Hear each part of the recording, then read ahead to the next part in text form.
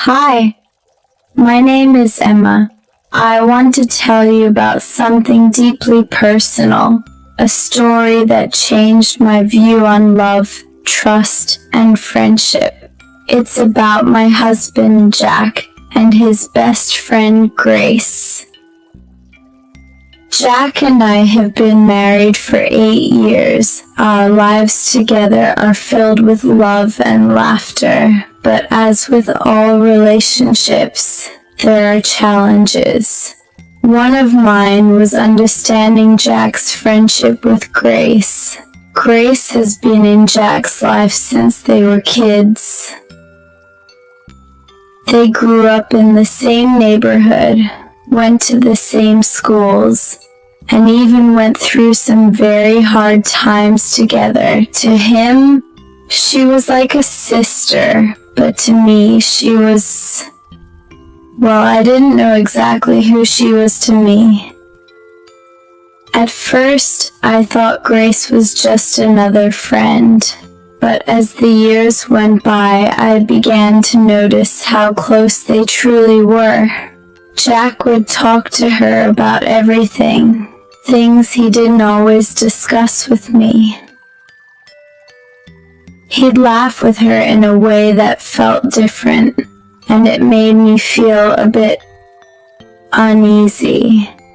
I began to wonder, does he trust her more than he trusts me? Does he need her in a way he doesn't need me? I didn't like these thoughts, but I couldn't push them away either. One night, after thinking about it for far too long, I finally gathered the courage to talk to Jack about it. Jack, I began slowly, can we talk about Grace? He looked at me with surprise. Of course. What's on your mind? I paused, choosing my words carefully.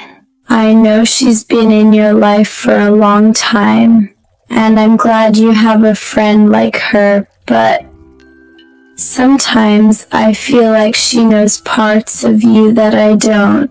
It's hard for me.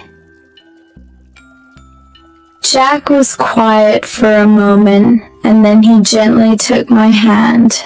Emma, I'm so glad you told me this. Grace and I share a lot of history, but that doesn't mean you're any less important to me.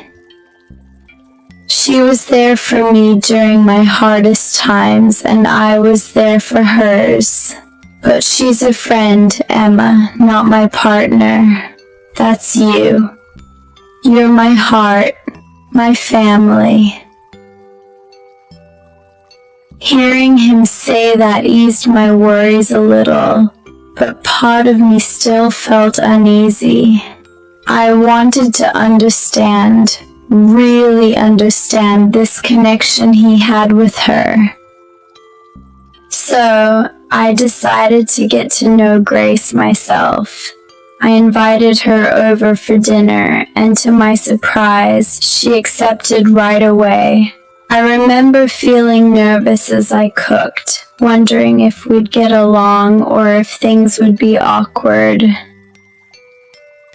When she arrived, Grace greeted me with a warm smile and even brought a homemade pie. Thank you for inviting me, Emma, she said, and it sounded so genuine that it calmed me a bit. As we sat down to eat, I realized she was easy to talk to, kind and funny, even a little shy. Over dinner, she started sharing stories about Jack from their childhood. She talked about how they used to play hide and seek in the neighborhood, how they'd built forts out of cardboard boxes, and even how Jack once got stuck in a tree trying to save a kitten. She laughed as she shared these moments, and I couldn't help but laugh too. Suddenly, I started seeing Jack from a new perspective. These memories made me feel closer to him somehow. As the evening continued, Grace shared something more personal. She talked about a time when her father had passed away suddenly. She was only 12 and she felt completely lost and alone. It was Jack who had been there for her, comforting her, listening to her, and helping her through her grief. He was like family to me then, and he still is, she said with a slight tremble in her voice. Hearing her story softened my heart. I realized that Grace wasn't a threat.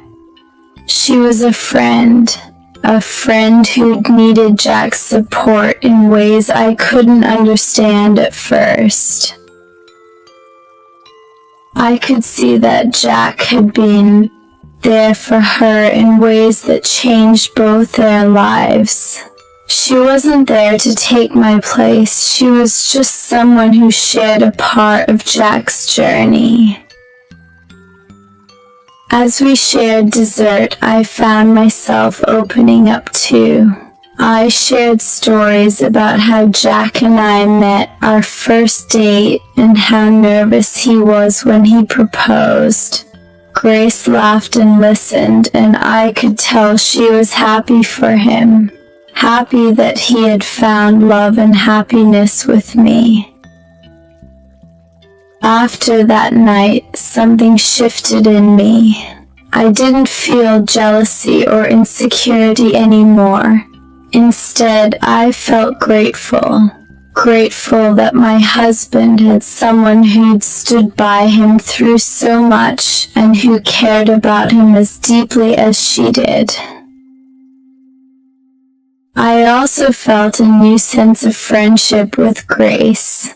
She wasn't just Jack's friend, she had become my friend too. Over the months that followed, the three of us shared more moments together. We went on hikes, had barbecues, and even planned a weekend trip together. Jack seemed happy to see us getting along, and I could tell it made him feel more relaxed, knowing he didn't have to worry about how I felt about Grace anymore. One evening, when Grace and I were alone, she looked at me and said, "Emma, thank you for trusting me. I know it's not easy sharing someone you love. I hope you know I'll always respect your place in Jack's life." Her words touched me deeply, and I realized then how much I'd grown through this experience. I'd learned that love isn't about holding on to someone tightly, but rather it's about giving them the freedom to have meaningful connections in their life. Jack, Grace, and I became closer as a trio, each of us supporting each other in different ways, and as the years went by, I noticed how much this friendship had enriched our lives. My relationship with Jack felt stronger, more open, and my own bond with Grace became one of trust and respect. So, if there's one thing I learned, it's that love and friendship don't have to compete. Instead, they can add to each other, creating a bond that's even more meaningful. I'm grateful for this journey and for the lessons it taught me about trust, love, and the beauty of friendship.